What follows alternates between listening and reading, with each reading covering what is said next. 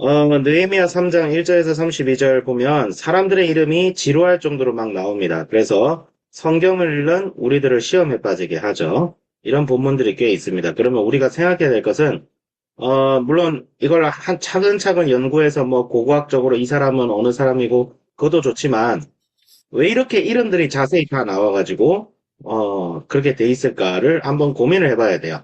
고민해봐야 되는데, 일단 전체적인 틀을 먼저 볼게요. 느헤미야서의 전체적인 틀은, 어, 정확하게 말하자면, 느헤미야서는 에스라서와 같이 봐야 됩니다. 그러니까, 에스라서가 1부고, 느헤미야서가 2부예요. 그러니까 하나님께서 자신의 교회와 하나님 나라를, 이 땅에 세워져가는 하나님 나라를 어떻게 부활시키고 재건해 나가는지에 관한 이야기예요. 에스라와 느헤미야서는. 그러면 전체적인 틀을 제가 좀 어느 정도 제시를 하자면, 에스라서는 에스라가 이제 왔을 때가 아닥사스다 왕 7년이에요. 아닥사스다 왕이 페르시아를 통치한 지 7년째 되는 해에 에스라가 예루살렘에 가서 뭐 하죠? 율법을 전하고 말씀을 가르치고. 근데 이스라엘 백성들의 지금 영적 수준이 이방 사람들과 통혼하고 혼합주의로 가려는 것을 에스라가 딱 쳐가지고 개혁을 하죠. 그런데 느헤미야는 그런 시기로부터 13년이 지난 뒤에요. 13년이.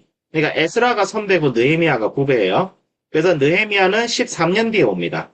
와 보니까 성전도 있고 또 에스라라는 학자를 통해서 이스라엘 공동체가 형성은 되었는데 성벽은 여전히 어때요? 성벽이 회파되었다고 하는데 성벽이 사라진 상태는 아니에요. 그러니까 성벽이 무너져 있는 상태예요. 완전 넝마주의로 돼 있는 상태예요. 그러니까 조금 이런 비유하면 죄송한데 우리 화성 한비전 건물 같이 돼 있어요. 근데 이거를 포렌 다닐 건물로 바꿔야 돼.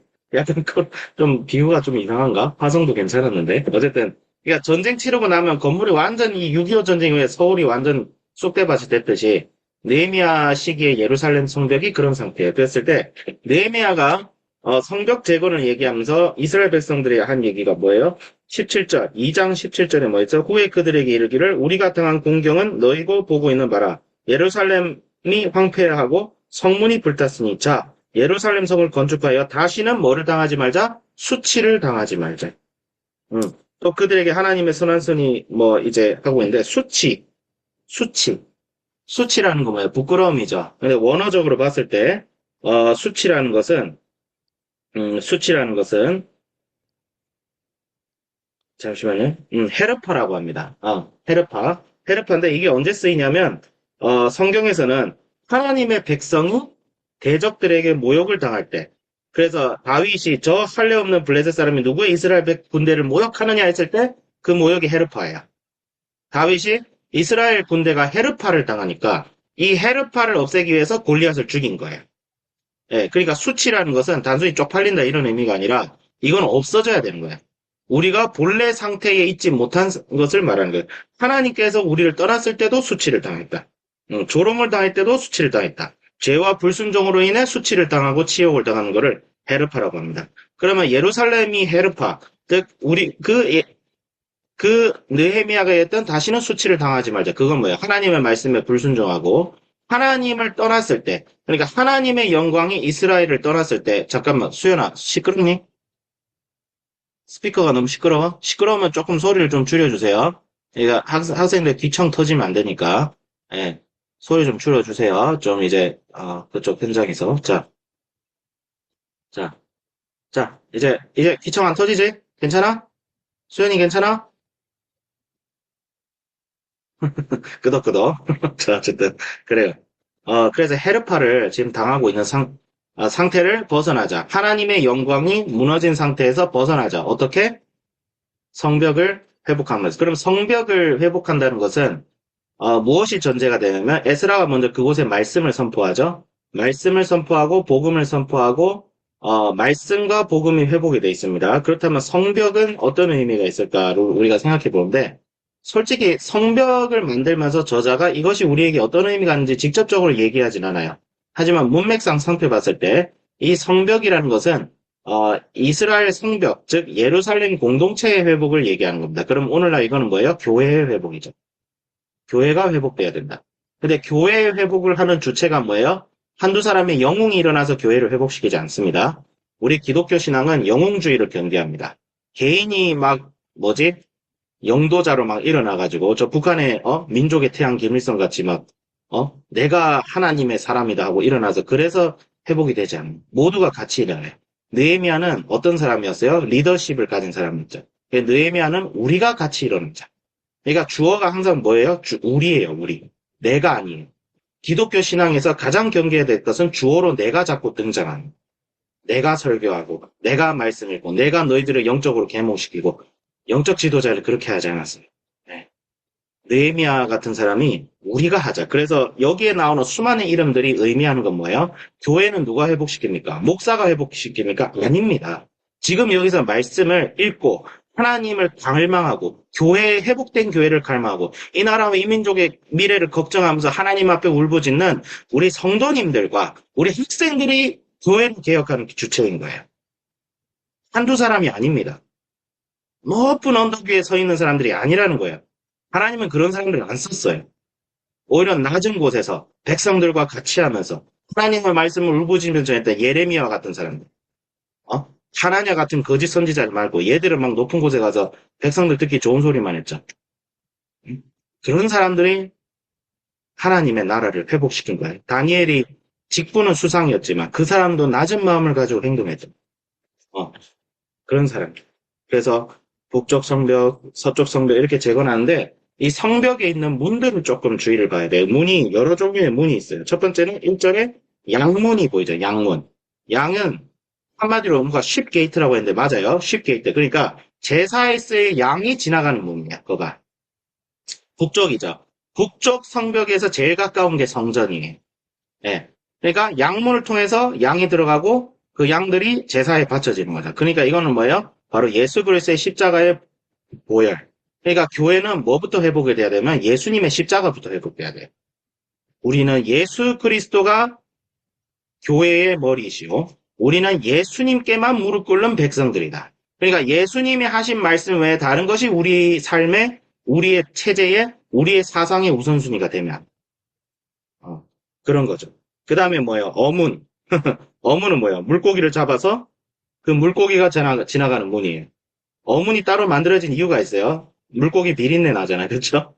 물고기 비린내 나는데 아무 문이나 가면 이제 요즘처럼 무슨 냉동 참치 막 트럭에 싣고 가는 시대가 아니었단 말이에요. 소금 뿌려서 하는 시대였는데, 안동 강고등어 같은 그런데, 그래도 냄새가 난단 말이에요. 그러니까 어문 따로 만들었어요. 아무 때나 막 지나가면, 유대인들은 굉장히 좀 결벽증이 있는 사람들이거든요. 손 씻고, 씻는 걸 좋아해요. 근데 이제 냄새 나면 막 이제 저리 치워라 이럴 거 아니에요. 불결하다.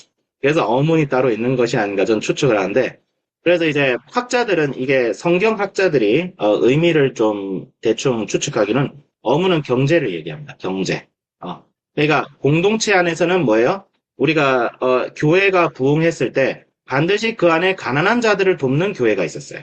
그러니까 교회 공동체 안에 경제적이고 윤리적이고 가난하고 약한 사람들까지 회복시키는 역사가 일어났답니다. 그래서 어문은 경제적 회복이다.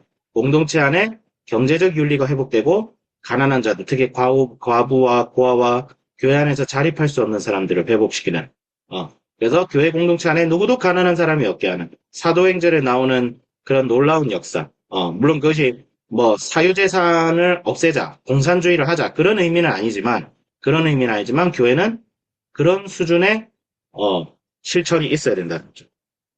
그 다음에 뭐 6절의 옛문, 옛날 문이죠. 가장 오래된 문이죠. 바로 정통과 하나님의 말씀의 회복, 언약의 회복 얘기하고 13절에 뭐 골짜기 문, 15절 샘문 여러 가지가 있어요. 이게 의미가 뭔지는 잘 모르겠는데 그 다음에 이제 망대를 세우죠. 망대를 세운다는 것은 뭐예요? 바로 경계를 한다는 뜻이요. 외부의 적에 대해서. 그러니까 교회는 세상과 구별된 공동체가 되어야 된다는 뜻이죠.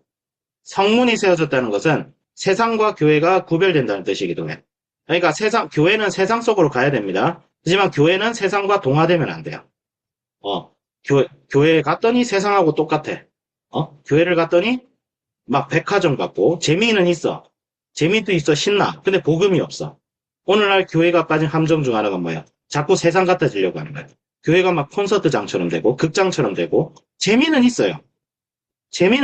그래서 사람들이 찾아는 와. 근데 그 교회를 다니는데 복음을 아는 사람이 한 명도 없어요. 어.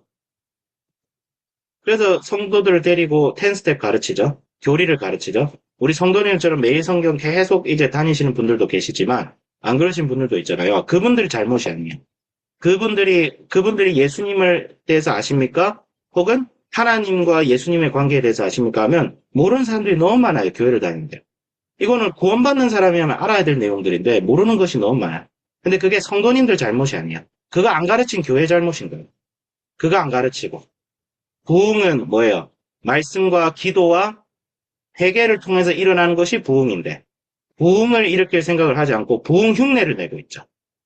죄와 말씀의 회복이 있었을 때 평양 대부흥 같은 성령이 임재하고 그 대중들 앞에서 자기 죄를 고백하고 어떤 장로가 나는 불륜 저지로서 그 왜 회개하려고 하겠어요? 은혜 받아서라고 하지만 그게 기쁜 마음으로 회개하는 게 아니에요. 성령이 임할 때 나타나는 가장 특징은 두려움입니다. 하나님이 무서워지기 시작해요. 백보자에 앉으신 하나님이 성령이 진짜 임하니까 마치 자신이 백보자에 앉아 있는 하나님 앞에 서 있는 내가 실제로 경험이 되니까 죄를 회개하지 않고선 지가 지옥 갈 것 같은 두려움이 느껴지는 거예요. 이게 평양 대부흥 때 경험했던 사람들 수기예요. 예.